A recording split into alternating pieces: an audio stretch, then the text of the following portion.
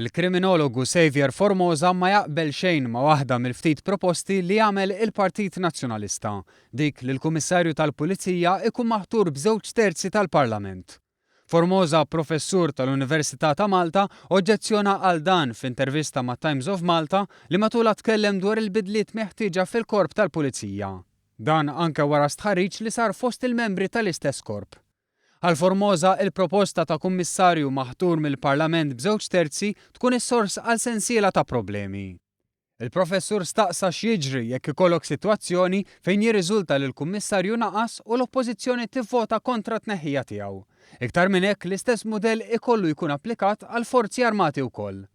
B'kuntrast tkellem b'mod pożittiv dwar il-proposta tal-amministrazzjoni preżenti li jinħatar kap eżekuttiv għal korp tal-Pulizija.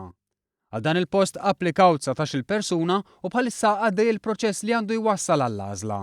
Proċess li fi kliem Formosa għandu jkun segwit b'oħrajn, partikolarment dak li jneħħi dmirijiet amministrattivi minn fuq spallejn il-korp tal-Pulizija fosthom dawk ta' riżorsi umani u tmexxija ta' proġetti. Dan bilan li jkun hemm iktar pulizija fl-ases, fit-toroq u fost in-nies minflok imsakra f'uffiċċju.